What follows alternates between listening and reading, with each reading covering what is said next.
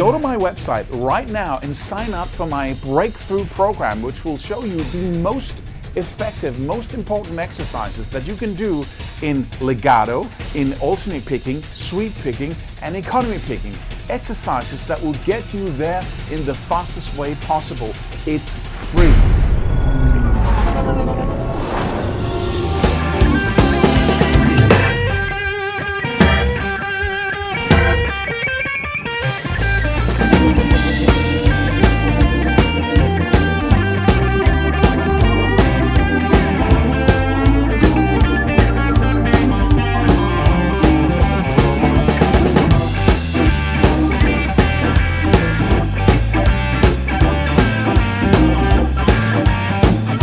So here's why your soloing skills have a hard time coming together into one single soloing skill, right? This is why the picking, the scales, the arpeggios, the rhythm, the phrasing techniques, the vibrato, sliding, bending, all of that hasn't come together into a relaxed playground of being able to solo over any track. Because that is its own discipline. The blues is amazing because it has this very definite structure to it, so we can really practice playing soloing over that. If you can play a really great blues solo every single time you sit down, then you can, I would say, you're 99.9% closer to being able to play a solo over any style of music. So what is the most important thing to focus on, and what is the greatest pitfall? Let's take the pitfall first, right? The scary part first. Well, the pitfall that I fell into, and I see every other player fall into, is that we're afraid our solos are too boring, right? We want to play a really cool solo, and so we pile on like a comedian who's afraid that people aren't going to laugh. They just start talking faster, delivering their bits faster, right? More funny stuff in a shorter period of time. They speak louder, they speak faster, they increase their facial expressions, and little do they know that it doesn't help, right? It just becomes this frantic, right, spasm of doing more of what doesn't work. We do the same thing when we solo, right? We play too many notes, we scramble to play something interesting, so we pack a lot in there. You know how that feels, right? At some point I did that more than I played actual solos, right? It took me a while to get this discipline of this video under control and really practice that instead of practicing the frantic searching for stuff to play, right? So that's the pitfall we fall into. Just amping up what doesn't work. The main thing to focus on is simplicity in your structure. And this sounds unbelievably boring, but I promise you, if you'll do this, if you're willing to do that, then things will come alive at a level you haven't seen before. Because what we want to do is that we want to combine all the different sub-skills of soloing, like I said before, picking, strumming, rhythm, phrasing, all of these things, into the ability to play a solo that's just perfect right off the bat. And the way to do that, one of the elements we must have in our formula is structure. And that's super easy to play or practice. It's simply a matter of, taking what you play down to the simplest components and then focusing on those, and then have the music run by in the background, and then you focus on repeating yourself, right? That's the opposite of trying to play something interesting. You repeat yourself incessantly, and you repeat yourself with the chords in the background. And if you can do that, then you are well ahead here. So let's just a short little demo of that. We have a very fast jam track here.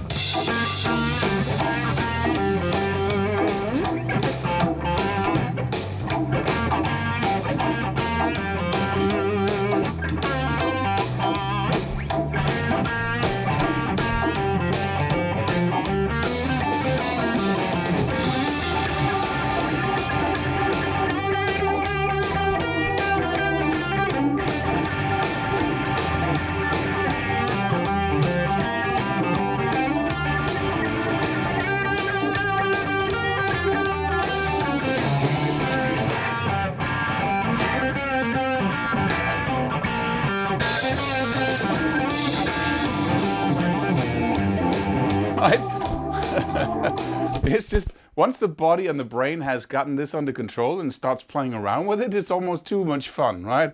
Of course, this is a very fast track, so my rhythm skills are really doing their work here, right? When we take a slower track, it's much easier to do the same thing. There's just so much fun when it's fast. But you see, I'm using my rhythm skills, my phrasing skills, my everything there, and I'm repeating myself, which actually makes it more entertaining because people have something to relate to instead of just a flurry of, a lot of notes that just is whipping by. So when you have that in your practice, then that's the first thing to focus on, right? That is so important. Let me just give you one, and I need you to do that from now on. You always do that, always. Never play a solo where you just lean back, close your eyes, and start firing off lines that you have in your fingers. Don't do it. You're practicing crap. You're practicing becoming crap, which is a very bad idea, right? When you practice this kind of structure, and you don't even have to develop your solos because the blues does that for you. It has its own loop, right? The whole chord progression is a loop. Just listen to this loop here. We need to be very acutely sensitive to it. And when what we practice, like a blues loop, has that built into it, we cannot not practice it. So let's just listen to it.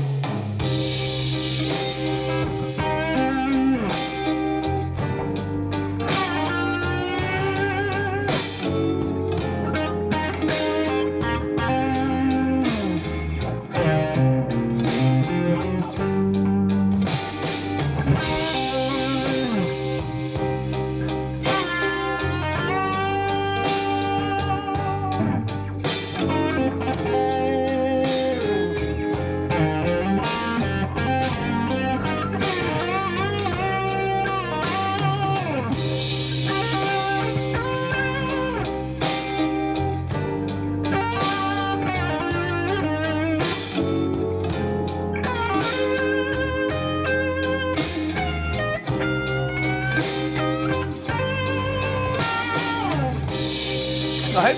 You get my point here? We simply, we play something and then we play something else, but we follow the chords, kind of, I'm playing up against them. And because I'm playing something that simple, it's actually kind of easy once I get the hang of it.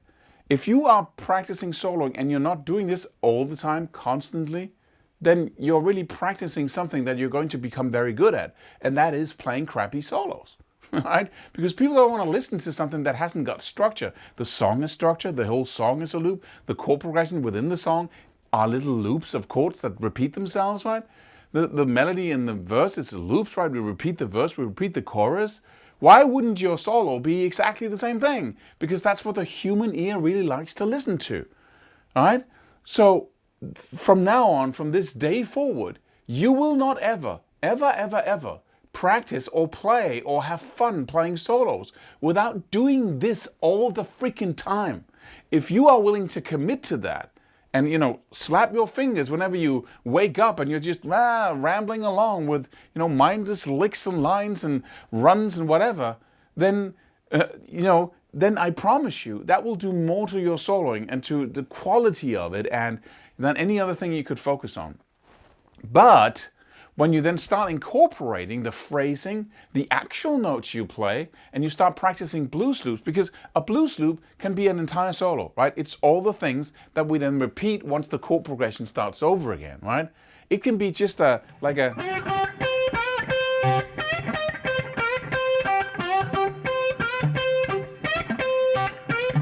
Or it could be,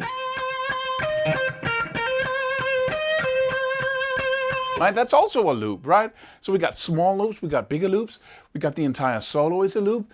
And once we start practicing in loops, then pretty soon the brain gets this whole thing and it starts putting its phrasing techniques, because we're practicing those when we practice the blues loops, which are basically loopable licks, right?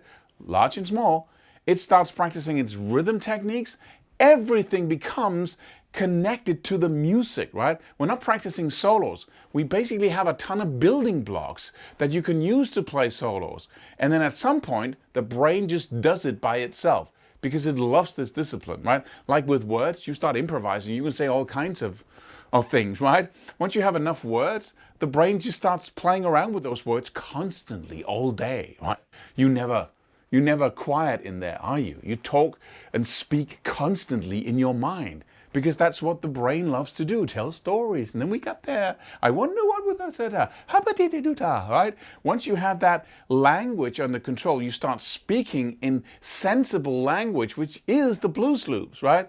Then suddenly it cannot stop improvising. It loves it like it does every day with words, right?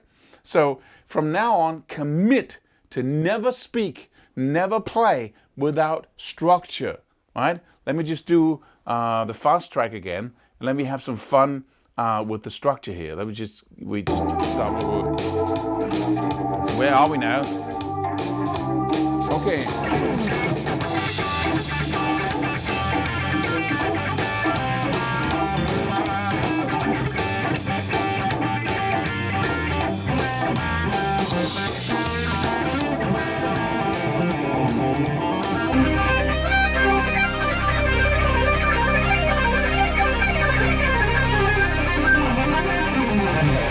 Go to my website right now and sign up for my breakthrough program, which will show you the most effective, most important exercises that you can do in legato, in alternate picking, sweep picking, and economy picking.